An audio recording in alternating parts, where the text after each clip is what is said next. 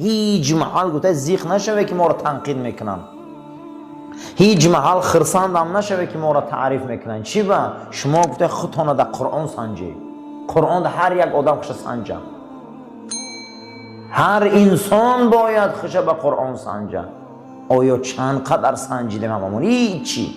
نه زنداریمون قرآنی های، نه معرکه داریمون قرآنی های، نه شیشتنامون قرآنی های، نه لباسامون قرآنی های، نه گودک داریمون قرآنی های، نه همسایه داریمون قرآنی های، نه جامعه داریمون قرآنی های.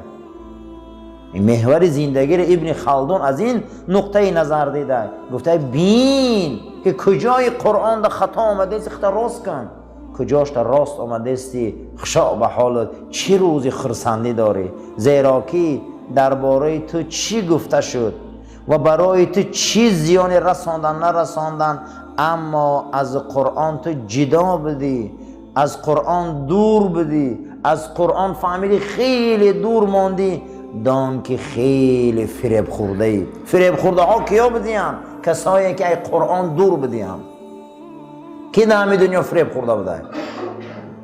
گمان نکنه که در این دنیا پول مون فریب کردن، مال مون فریب کردن، این آن. فریب خورده ها در شریعت ما کسایی بدیم که قرآن قد زندگی نکردیم. وای بر حالشان فردا انگوشت میگزن که دیگه دیر میشه و میگه در همون روز که کاش که فلانی را رفیق نمیگرفت که من ایره دور کرد، لقد اضلنی میگفتن فلانی قد نمیششم که بدبخت من گمراه کرد.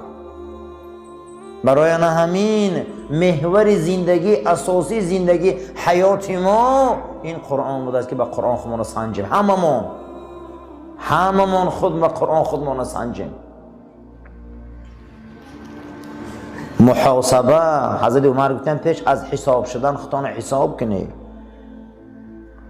عادی ترین اکنون انسان ها بخشان یا ورق دفتر داشتیان، عادی ترین محکمه ها بخشان سود و عدالت سودی داشتیان.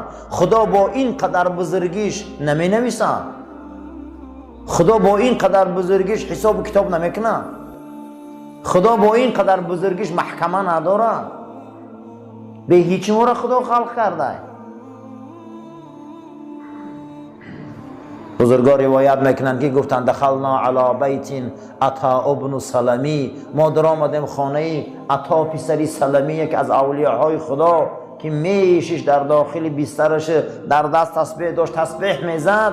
بعد از او ما پرسیدیم که کیف حالک یا عطا، او ای عطا چی حال داری؟ سلامتیت نغزای؟ بگو ای حال من چی میپرسی؟ ای حال من چی میپرسی؟ ای حال من همی قفرسه که عاقبت همه دنیا هیچی. من شیشتم اکنون منتظرم که ای بگه یا پگه بگه میبیو. کی میبیو؟ ملک الموت میبیو. و از همه وزبین میله قبر، از همه وزبین میله سوالای اونها، برزخ، درازی زمین قیامت، پیشگاه خدا خستن، گذشتن صراط. می ترسم ای حساب الهی، می ترسم ای حساب الهی. این بزرگ گفته است که اگر روزت را تعریف کردن، اینم در این مسئله خیلی نزدیکه، اگر روزت تعریف کردن ترا هیچ محل خرسندی نکن. یک کس را تعریف میکنه خرسندی نکن. و اگر روزت را تنقید کردن هیچ محل بی‌توبی و بی‌قراری نکن. زیرا این که آنچه درباره تو گفتیم اندیشه کن. اگر دیدی که آنچه که در تو هست مردم گفتیم اندیشه کن، خیلی چیزی خوبه. از همه مصیبتی بد همینه که تو از چشم خدا غلطی.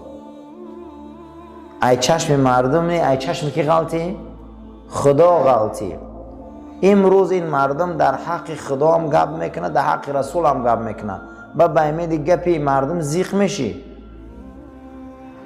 هیچ مال برای این زیغ نکن. اندیشه کن که همون چیزی که ترا تعریف و تنقید میکنن اندیشه کن که همون داتا هست یا نه. از همه مصیبتی بعد همون مصیبت بود است که گفته از این علمای بزرگ در کتابش که تو ای چشم خدا غلطی، انا این مصیبت های. به سبب خشمناک میشی در آن کاری که در حقیقت هست. بسیاری انسان ها را حقیقت هم میگه که قهرشان میکنه. یکم مصیبت گفته همین است که تو ای چشم خدا غلطی. دویم مصیبت همین بده که تو در حقیقت هم میگنه تو خشمناک میشه، قهرت میکنه. آدم ده که حقیقت گوی قهرش کنه که ان همین بده مصیبت. کمبودیش اسلام میکنی قدی جنجال میبرداره.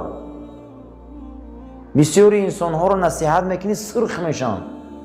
انا این گفته مصیبت های بزرگترین مصیبت در انسان انا همینه که آدم من ای چشم مردم میغلطم گفته حقیقت قبول نمیکنه. انسان ها ای چشم مردم میغلطم در نزد مردم شرمنده میشن گفتن همین خیل میترسن تا بس گفتن همین خیل ای خدا نمیترسن که در نزد خدا خور و ذلیلن. انا این مصیبت های گفته از هم مصیبتی بعد از درگاه خدا غلطیدن این انمی مصیبت بوده که من در چشم مردم شرمنده نشوم، در پیش مردم شرمنده نشوم. گفته حق پنهان میکنی، حقیقت را که میگن قبول نمیکنی. از هم مصیبتی بعد همین بوده که از خلق خدا شرمنده میشی و میترسی. ای خالق آفرندت هیچ محل پروا نداری، شرمندگی پروا نمیکنی. این مصیبت بوده. اگر روز تر سرزنش کنن، روز تر تنقید کنن، اگر همون کار در تو نباشه و همه تهمت نامه و همه عیب نامه باشه که هیچ به تو مربوط نیست، گفته اینه برای خودت خوب قبول کن که چه خدا ثواب داده تا. چرا؟ زیرا که ثواب بیرنج به دست آوردی. برای آن که سفیان ثوری روز بازار در آمد، گفتن سفیان در یک مجلس نشستم هی وصفت کردند. دن چی وصف؟ وصفت همین بود. گفت که همین انسان یک عیبایی تو را گفتن، یک کمبودی تو را گفتن. همین گپ شنیدم برابر میگه حضرت رفت و یک سبد خرما خرید. خونه همون انسان ها رفت و دری همونها را کوفت. اونها برآمدن گفت سبدهای خرما را هر دشت داد. گفتن چی برای ما این کار را کردی؟ گفت دین خیلی گناه ما پشت کرده و ثواباتو نگرفتم. یک انسان عیب تر میگه خرسان نشوکته، تو ثواب را بیرنج به دست آوردی. در حق ما یک گپ میگن، در حق ما یک کار میمونن یا صحبت میکنن، در ما رابطه ندارن که ممو تهمت عیب ما را میکنن، هم واقعیت ندارن. گفته خرسان شو که ثواب کلان نیافتی، ای ثواب گرفتی. نه، زیرا که فردا عیبایت را پشت میکنه، تو ثوابای او را پشت میکنی بی رنج.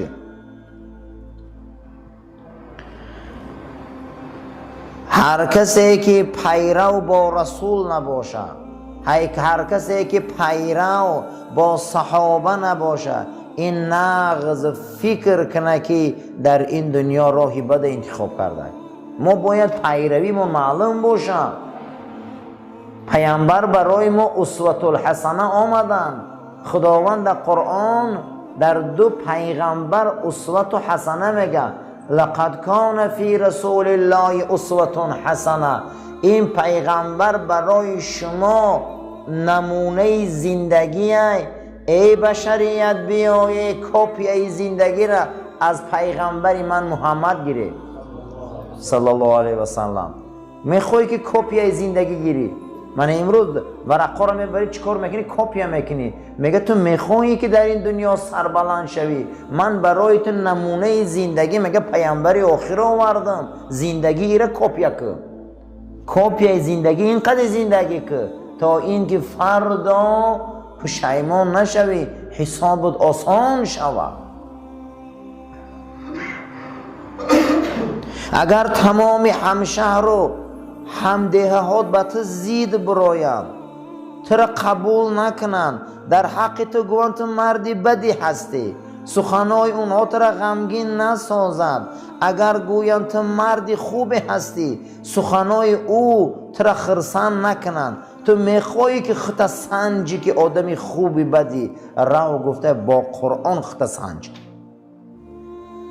تعریف مردم گوش نکن، تنقید مردم گوش نکن، تو خطاب به قرآن سنج. قرآن قدری سنجیدی دیدی آن چیزی که قرآن گفت به او تو راستی، آن چیزی که قرآن گفت تو به او راست نیستی، انا همین حالت ده بخرسان شو. کی خشه به قرآن سنجیده؟ تمام دنیا زیدت برای تخته به قرآن سنج. تمام قرآن دنیا زیدت نبرای بخته به قرآن سنج. انمو وقت قرآن معلوم میکنه که تو چقدر آدمی، نه مردم. این دنیا ده بسیار آدم را انتخاب دروغ میکنن، انتخاب دروغ میکنن. اگر باور کنید در کارم شد به زوری انتخاب میشن، به هزار نیرنگو انتخاب میشن. لیکن این شخصیت ابن خلدون در کتابش آورده که فرزندی آدم ترا اخته به قرآن سنج، قرآن ترا چی بهومتیه.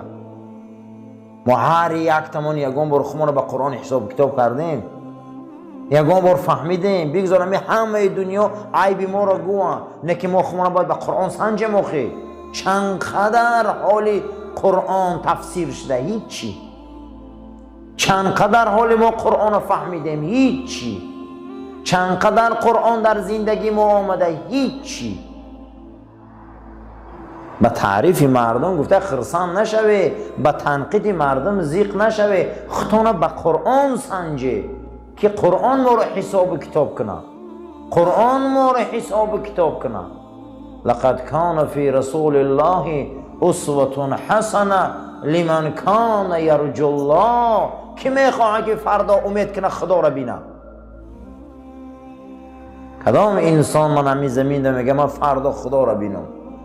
کی میخواه که فردا رحمت الله را بینه؟ کی میخواه که فردا با این چشم خدا را بینه؟ میگه میخواهی؟ میگه کاپی زندگی حبیبی من اگر زندگی که میبینی اساسش این کپرک، میگه کپرک جناب پیغمبر بده. ما خمونه باید حساب کنیم، کتاب کنیم. هیچ قرآن در زندگی ما حال تفسیر نشده باور کنیم. این دنیا در برنامه های غلط، رفیقی غلط، دوستی غلط، شیشتنهای غلط، بی‌معنیگی ها خیلی ما را کج کرد، خیلی ما را از رمکاب رو آورد، خیلی ما را از جهان انسانیت همه ما دور کرد. خیرت که این منبر بده، خیرت که این رسول الله بده، خیرت که این آیین شریعت بده، این بدنی بدبوی ما را این شست و شو کرده ما را تازه میکرده.